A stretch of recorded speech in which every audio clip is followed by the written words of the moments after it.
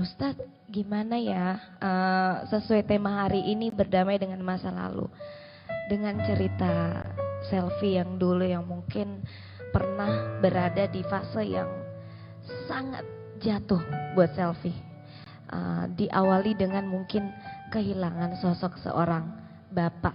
Yang memang saya sebagai anak perempuan, bapak itu adalah sosok di mana saya ketika mau cerita, karena memang saya dekat sama almarhum ya, kehilangan sosok sandaran. Selain mungkin Selfie punya Allah, tapi di dunia kan Selfie merasa sosok laki-laki yang ketika Selfie lagi sedih, ketika Selfie lagi pengen manja, sosok itu hilang dari hidup karir Selfie yang lagi awal-awalnya almarhum hilang di hidup Selfie.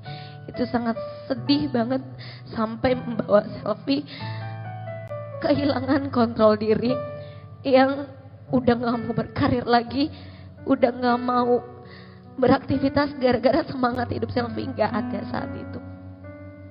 Selfie merasa benci dengan diri Selfie. Kenapa?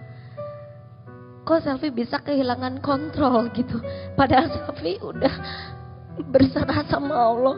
Allah bikin kuat.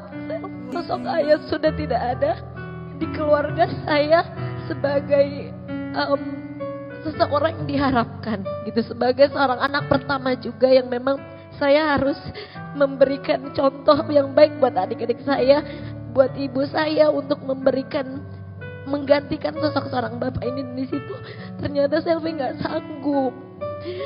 Selfie alhamdulillahnya bersyukur karena memang Selfie selalu ingat sama Allah. Selfie selalu belajar ingin mengenal Allah itu di mana, Allah itu seperti apa, dan ternyata Allah itu Selfie rasakan di mana-mana ketika kita selalu berbuat baik sama siapapun, ketika kita selalu berharapnya sama Allah, Allah pasti akan menghadirkan yang terbaik untuk kita gitu. Jadi mungkin lebih ke sharing aja. Kalau bertanya tadi udah dijawab sama beberapa hal yang disampaikan oleh Ustadz, seperti itu.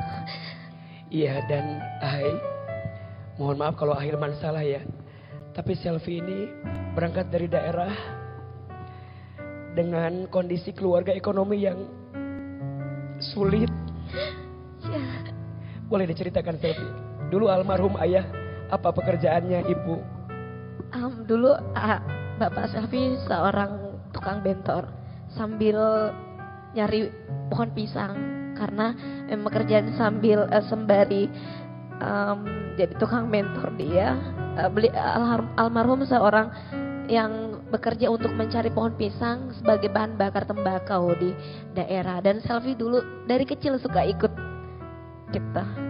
Sambil di umur kelas 1 SMP Selfie berpikir harus membantu beliau untuk mencari nafkah, dan akhirnya Selfie sempat menjadi pekerja juga di salah satu perusahaan rokok, melinting, membungkus, sampai menjadi seorang penyanyi dari panggung ke panggung sambil sekolah, dan akhirnya sempat putus sekolah di SMP karena memilih fokus untuk mencari membantu mencari nafkah gitu. Ini juga pesan yang baik ya, pentingnya berdamai dengan masa lalu. Betul? Kita tidak bisa merubah masa lalu, yang bisa kita rubah apa? Masa depan. Kita gak bisa milih orang tua kita siapa. Kita gak bisa milih ayah kita, ibu kita siapa, gak bisa.